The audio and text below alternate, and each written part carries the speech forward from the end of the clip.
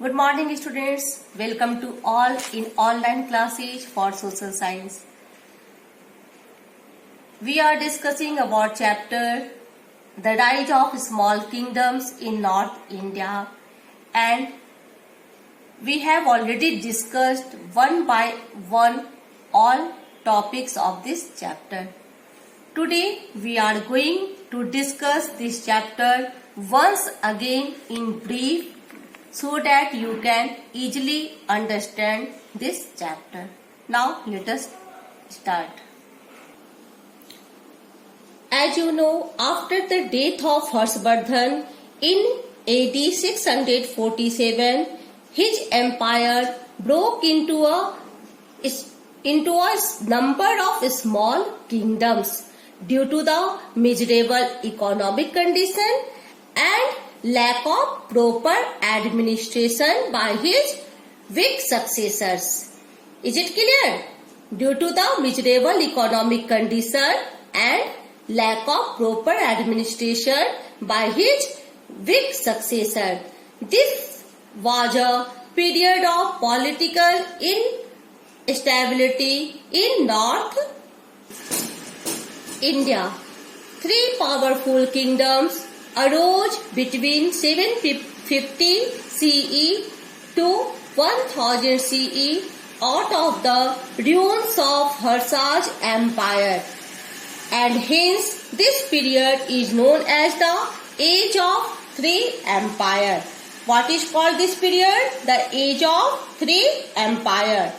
The Rashtrakutas took over the control in northern part of Deccan, the Pas in eastern India, that is Bengal and Bihar region, and the Pratihars in Avanti, that is southern Rajasthan and Gujarat.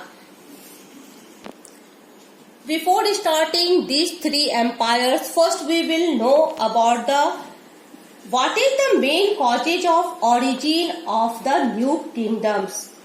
By the 7th century AD, big landlords or warrior chiefs gained great importance in the kingdoms. The kings acknowledged them as their subordinates or samantas. These samantas collected taxes and controlled over their regions. They brought gifts and provided military support to their kings. As these samantas gained powers and wealth, and they declared themselves as Mahasamantas, Mahamandaleshwar, or sometimes as independent rulers. And you can easily understand through this example, the Rashtrakutas in Deccan were initially subordinate to the Chalukyas of Karnataka, and after that he controlled the northern part of Deccan, India. Now let us discuss one by one these three important empires. Pratihars are also called Gurjar Pratihars. The period of Pratihars was 725 to 1018 CE. They are called Gurjar Pratihars probably because they originated from Gujarat, and they ruled over Gujarat and southern western Rajasthan, and you can see in the map also. The founder of Pratihars empire was Nagbhatta. He ruled from AD 725 to 750. Mihir Bhoj was the most famous ruler of this dynasty. He ruled from AD 836 to 885. During his period, his empire stretched from Kashmir to Narmada and from Gujarat to Bengal. He captured Kannauj and made his capital. He was a devotee of Lord Vishnu and adopted the title of Adi Varaha. Was succeeded by his son Mahendrapal I, who ruled from AD 885 to 900. he extended his empire over Magadha and North Bengal. The continuous battles weakened the Pratihara Empire and it broke into a number of small kingdoms. The last Pratihara ruler was Rajpal. He was attacked and defeated by Mahmud of Ghazni in AD 1018. In this way, the Pratihara dynasty came to an end. The Pratihara were the great warriors. They fought many battles with the Pals and the Rashtrakutas. The Pratihara's kings were also great patron of art and literature. King Mihir Bhoj himself was a well-known scholar. Regional languages developed at a fast rate under Pratihara's rulers. During this time, early form of Marathi and Gujarati were spoken in Western India. The art of miniature paintings also started during this period. The beautiful temples of Khajuraho, Kanchipuram, Tanjavur, Bhubaneswar, Puri and Konark were built during this period. Now let us discuss about the Pals. First we will know through this map Pals ruled over in eastern India, that is Bengal and Bihar regions. Students, very limited information is available about the history of Bengal for the period between the death of Harsh and the ascending of Pals. But it is very well known that during this time Bengal faced a lot of infighting among the small kingdoms. The people of Bengal elected Gopal as their king to maintain peace and orders. He set up an empire which ruled over for about 400 years. His successor used Pal after their name and hence their empire came to be known as Pal dynasty. His capital was at Patliputra. Dharmpal was the first ruler of Pal dynasty.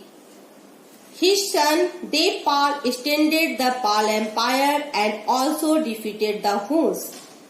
They ruled over Bihar, Bengal and parts of Odisha and Assam with many ups and downs for over 4 centuries. The Pals were great patrons of learning and religions. Dharmpal founded the famous Buddhist monarchy at Vikramshila.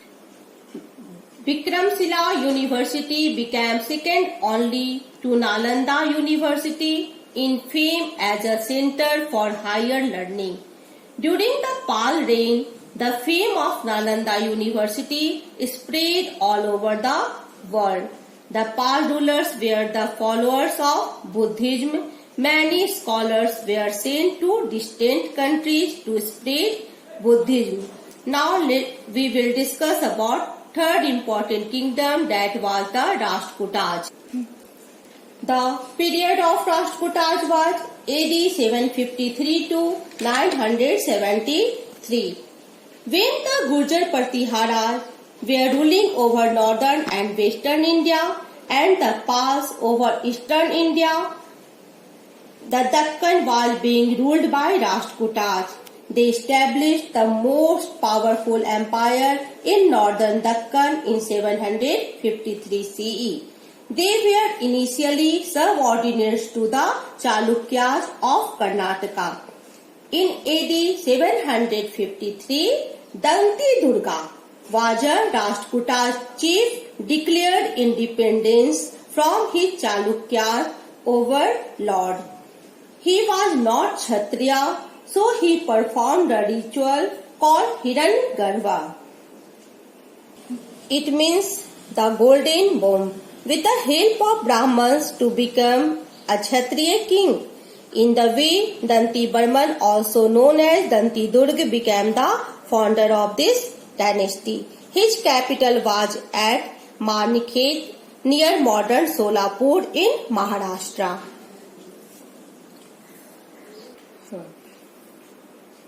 Govind III and Amodvars were the most important Rashtrakutas rulers. The Rashtrakutas were great warriors, art lovers and scholars. They took up titles like Chakravarti, Maharaja Dhiraj and Parambhattadak.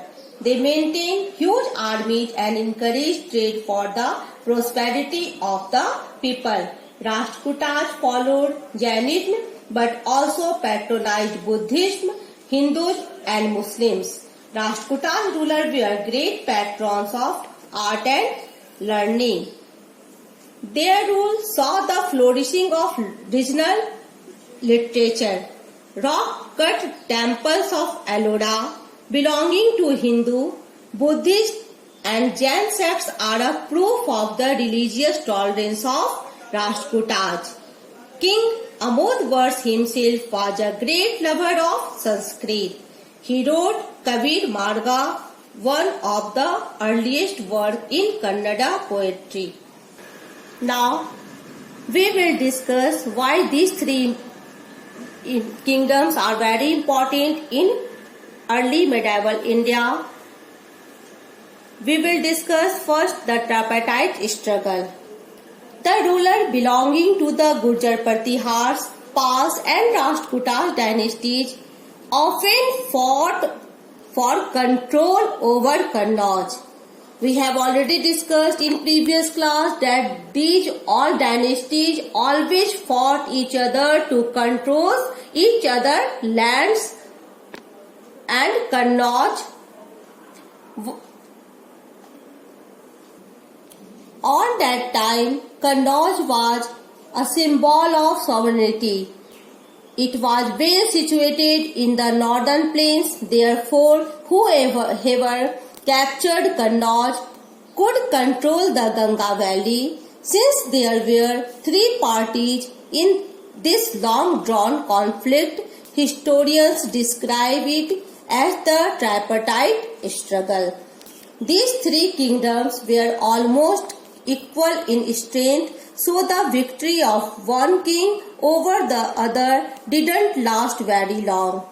These kingdoms were so busy in fighting among themselves that they didn't realize how weak they had all become. Around the end of 10th century AD, these powers declined almost simultaneously. Other dynasties came into existence over their territories. Most of these were Rajputs. Now we will discuss about the Rajputs. Rajputs are well known for their bravery, honor and prestige in Indian history. The period of Rajput was 647 AD to 1200 AD. The popular theories are they are the descendants of Lord Rama and call themselves Suryavanshi. Lord Krishna called themselves Chandravanshi, or the hero who sprang from the sacrifice Agnikula and called themselves Agnikulaj. The most important Agnikulas Rajputs were Parmars, belong from Marwa, Pratihars belong from Rajasthan, Gujarat, Chauhans belong from Ajmer and Chalukyas belong from Gujarat. There are 36 clans of Rajput. The major clans were the Garhwals of Kannauj, Parmars of Palwa, Chandels of Khajuraho, Chauhans of Ajmer and Tomars of Delhi, Kalchuris of Tirupati and Chalukyas of Gujarat. Now we will discuss Chahamanaz or Chauhans. The Chahamanaz were later known as the Chauhans. This dynasty was formed by Gupta in 11th century AD. The Chauhans ruled over the region around Delhi and Ajmer. Prithvi Raj Chauhan was the greatest ruler of this dynasty. and the period of Prithviraj Chauhan was 1168 AD to 1192. He ascended the throne of Ajmer at the age of 14 and made many conquests. He conquered many small states of Rajasthan and Bundelkhand. His achievements and exploits have been described by his court poet Chand Bardai in his famous book Prithviraj Raso. In AD 1191, he defeated an Afghan ruler Sultan Mahmud Ghori in the first battle of Tarain. But in the second battle of Tarain in AD 1192, he lost to him. This defeat resulted in the foundation of Muslim rule in India. We have already mentioned that there were many famous Rajput kingdoms during this period. They were always fighting with each other for supremacy. These battles made them weak. That is why they could neither defend themselves individually nor unite against the Turkish invasions. Now we will discuss nature of Rajputs. The Rajputs were great warriors and chivalrous by nature. They believed in protecting the women and the weak. Now, religions. The Rajputs were staunch followers of Hinduism. They also patronized Buddhism and Jainism. During their period, that the Bhakti cult started. What was the condition of their administrations? The Rajput government was feudal in characters. Each kingdom was divided into a large number of jagirs held by the jagirdars. Some of the literary works of this period was Kalhan's Rajtarangini, Jayadev's Geet Govind, Somadev's Katha Sarit Sagar. Chand Bardai, the court poet of Prithviraj Chauhan, wrote Prithviraj Raso, in which he refers to the military exploits of Prithviraj Chauhan. In this way, you can easily understand that such a big kingdoms like Pratihars, Pals and Rajputs came into power, but they all fought each other to control over Kannauj. The continuous battle weakened them simultaneously and their empire ended. After that, almost all northern part of India came into the power of Rajputs. The most important powerful kings was of this dynasty, Prithviraj Chauhan. They were great warriors, but they had lack of unity. They all fought each other. The struggle for supremacy and constant infighting created disunity and enmity among the Rajputs. This attracted the Muslim invasion in India.